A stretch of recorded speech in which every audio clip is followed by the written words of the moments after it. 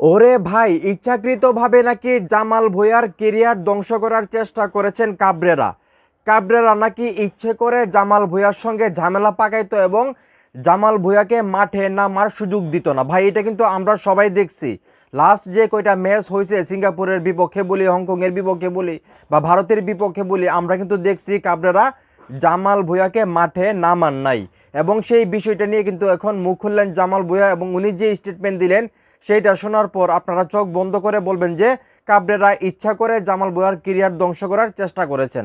তো কি বললেন জামাল ভুঁইয়া, সেই কথাগুলো আগে আমি আপনাদেরকে শোনাই, তারপরে এই বিষয় নিয়ে কথা বলবো। আপনাদের কাছে একটাই রিকোয়েস্ট, ভিডিওটা একটু শেয়ার করে দিন। তো জামাল ভুঁইয়া বলতেছে, কাবরেরার যখন যা ইচ্ছে তাই করতো, আমার সাথে সে নিজে থেকে এসে ঝামেলায় জড়াইতো।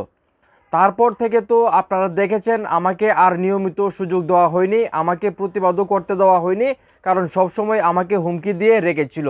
ওরে ভাই, চিন্তা করে দেখেন, মানে কাবরেরার সঙ্গে জামাল ভুঁইয়ার যে কোনো একটা বিষয় নিয়ে একবার ছোটোখাটো একটা ঝামেলা হয়েছিল। এই ঝামেলার পর থেকে কাবরেরা ইচ্ছাকৃতভাবে বারবার নাকি জামাল ভুঁইয়ার সঙ্গে মানে ঝামেলা পাকাইছে এবং জামাল ভুঁইয়াকে আসলে মাঠে নামতে দেয় নাই এবং এইটা নিয়ে প্রতিবাদ করারও সুযোগ দেয় নাই।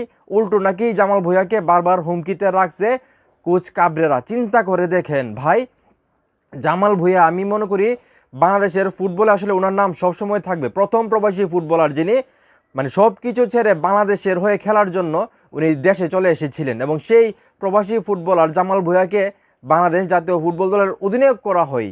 ওই মানুষটাকে চিন্তা করে দেখেন, মানে সিন্ডিকেট মানে এত সাহস কই পায় যদি সিন্ডিকেট না থাকে। মানে জামাল ভুঁইয়া হলো আমাদের বাংলাদেশের খেলোয়াড়, সেই খেলোয়াড়টাকে মাঠে না নামিয়ে উল্টো আরও আসলে মানে থ্রেট দেওয়া হয়েছে। চিন্তা করে দেখেন, জামাল ভুঁইয়া মানে যিনি আসলে বাংলাদেশের হয়ে খেলার জন্য প্রথম প্রবাসী ফুটবলার, এবং জামাল ভুঁইয়াকে দেখার পরেই এখন যারা আসতেছে, হামজা চৌধুরী বলি বা আরও ভালো ভালো ফুটবলার যারা আসতেছে, শুরুটা কিন্তু আসলে জামাল ভুঁইয়া করছিল। তো সেইখান থেকে এই নিউজটা শোনার পর খুবই খারাপ লাগতেছে।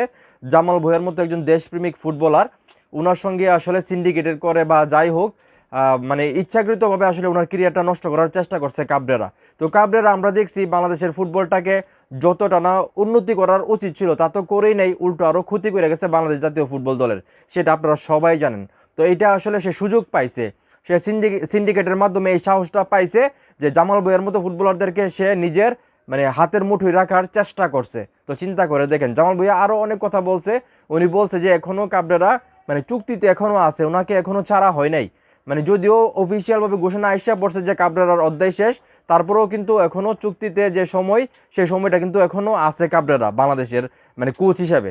তো সেইখান থেকে এখন এই বিষয়টা নিয়ে মানে ডিপলি কথা বলতে চাচ্ছেন না মানে জামাল ভুঁইয়া। উনি বলতেছেন যে আগে যাক, তারপরে আরও অনেক বিষয় আছে যেগুলো নিয়ে আসলে কথা বলবো। তো যাই হোক, আপনারা নিজের কানে শুনলেন জামাল ভুঁইয়া কি বলল, যে কাবরেরা আসলে ওনাকে ইচ্ছাকৃতভাবে ঝামেলা পাকাইতো, ওনাকে মাঠে নামতে দিত না, এমনকি ওনাকে হুমকিও দিত। তো চিন্তা করে দেখেন কাবরেরা কতটা সাহস পাইছে, ওনার পিছনে কতটা সাপোর্ট ছিল কাবরেরার পিছনে, যার কারণে উনি এই সাহসটা দেখাইতে পারছে।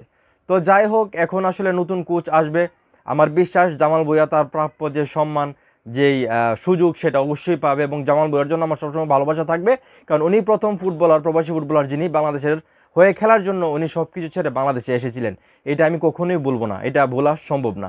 তো যাই হোক, এখন এই মুহূর্তে যারা আমার এই ভিডিও দেখতেছেন, এই যে আসলে জামাল ভুঁইয়ার সঙ্গে এত বড় একটা অন্যায় হইলো এবং এই সাহসটা আসলে কই পাইলো আসলে কাবরেরা, আপনাদের কি মনে হয় সেটা অবশ্যই কমেন্ট করে জানাবেন এবং কাবরেরাকে আসলে কি করা উচিত সেটাও কমেন্ট করে জানাবেন। ভিডিওটা ভালো লাগলে অবশ্যই শেয়ার করবেন।